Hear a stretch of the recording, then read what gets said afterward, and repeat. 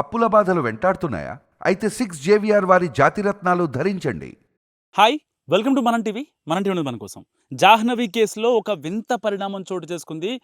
2 బొమ్మలు చేతబడి చేసినట్టుగా ఆ యొక్క బొమ్మల్ని తీగలకి వేలాడదీసిన వైనం ఇప్పుడు తుని కాన్సెన్సీలో ఇప్పుడు కలకలం రేపుతోంది. నిజంగా ఆ అమ్మాయిని కిడ్నాప్ చేసిన వాళ్ళే ఈ యొక్క బొమ్మల్ని పెట్టారా, లేదంటే ఇంకెవరు పెట్టారు, ఒక ట్రాప్ జరుగుతోందా అన్న అనుమానం కూడా ఇప్పుడు వ్యక్తమవుతోంది. నిజంగా ఇన్ని రోజులుగా 10 రోజులుగా ఒక సెర్చ్ ఆపరేషన్ జరుగుతుంది. సో ఎలాంటి క్లూ లేదు. సో చిన్నారి ఏదైతే ఎక్కడి నుంచి అయితే మిస్ అయిందో అదే ప్లేస్లో ఉన్నాం మనం. సరిగ్గా ఇక్కడ నుంచి ఒక 10 మీటర్ల దూరంలో ఆ యొక్క కంచెలకి, ఈ యొక్క చెట్లకి అవతల పక్క ఒక ఒక లేన్ ఉంటుంది. సో దానికి సంబంధించి ఆ యొక్క ముళ్ళ కంచెలకి మీరు విజువల్స్లో చూస్తున్నట్టుగా ఆ యొక్క బొమ్మల్ని అండ్ బొమ్మలతో పాటు పక్కన చిన్న హెయిర్ని కూడా వేలాడదీశారు. సో మరి నిజంగా ఆ హెయిర్ ఆ అమ్మాయిదేనా, లేదా ఒక డైవర్షన్ కోసం పెట్టారా అన్న కోణంలో కూడా ఇప్పుడు పోలీసులు దర్యాప్తు చేస్తున్న పరిస్థితి.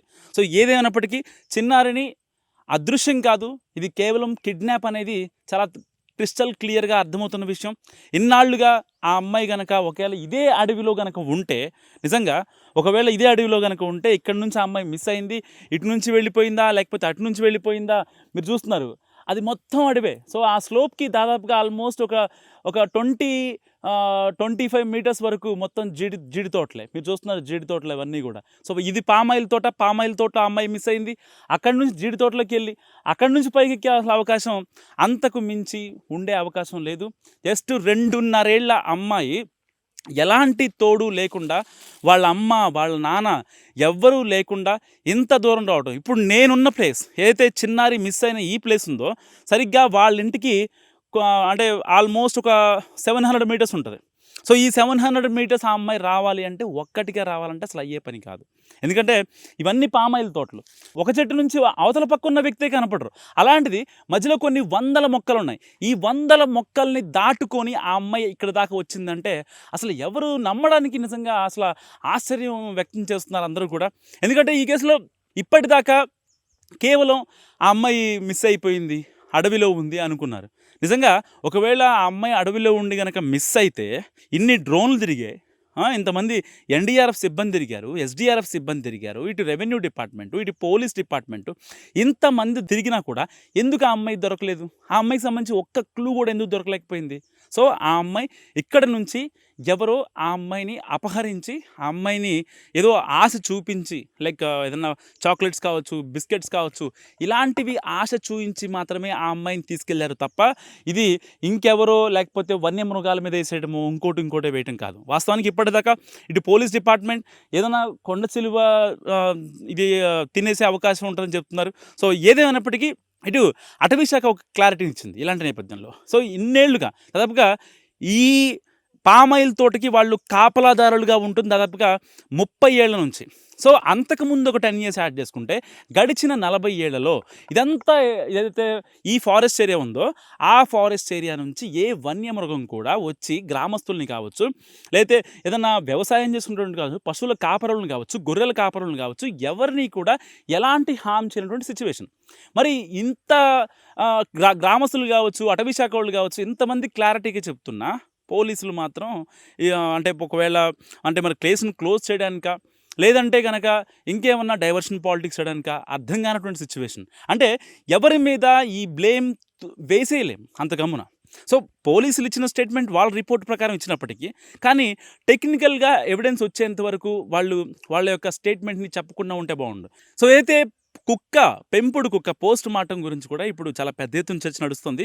ఒకవేళ కనుక ఈ యొక్క బొమ్మలు పెట్టినటువంటి మరి దుండగులా లేకపోతే కిడ్నాపర్లు అయితే డైరెక్ట్గా ఇంతమంది ఇటు రెస్క్యూ టీం కావచ్చు, పోలీసులు అందరినీ దాటుకొని, స్థానిక రెవెన్యూ సిబ్బందిని కూడా దాటుకొని వాళ్ళు వచ్చి ఈ యొక్క పరిసర ప్రాంతాల్లో దాదాపుగా ఇది ఒక 100 ఎకరాలు ఉంటుంది ఈ పామాయిల్ తోట.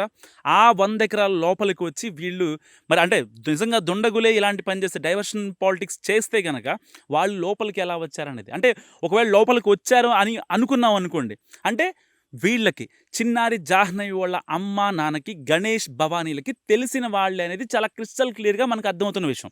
ఇప్పటిదాకా వాళ్ళిద్దరితో నేను మాట్లాడాను.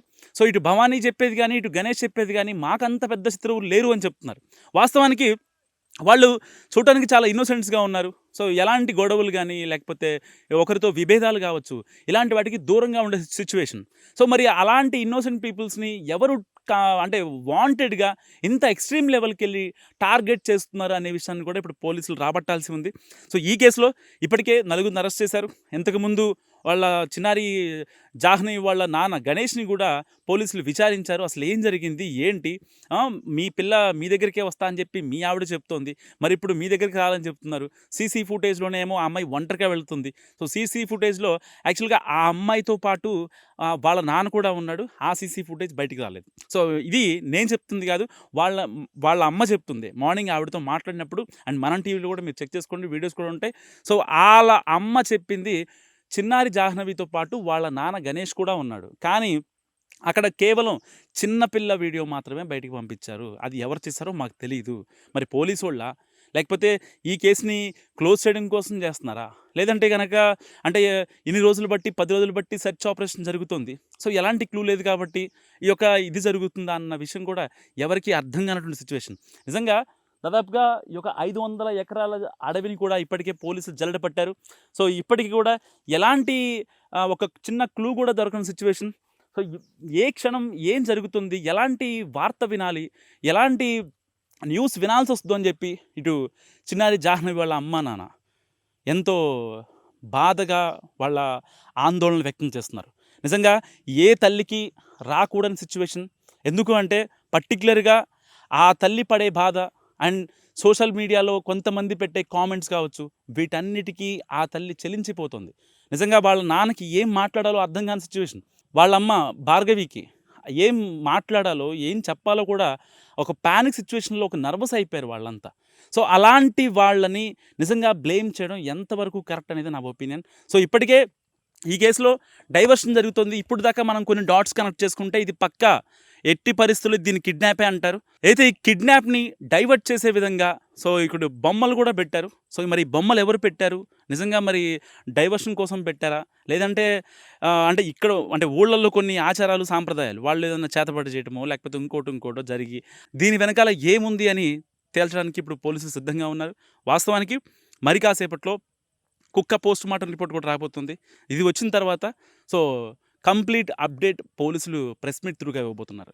మరి నిజంగా ఈ యొక్క తీగలకి తగిలించినటువంటి బొమ్మలు మరి డైవర్షన్ పాలిటిక్స్లో భాగమా, లేదంటే ఎవరన్నా వాంటెడ్గా చేస్తున్నారా? మరి పాప కిడ్నాప్ అయిందా లేదా, మీరేమనుకుంటున్నారో మస్తు కామెంట్ చేయండి.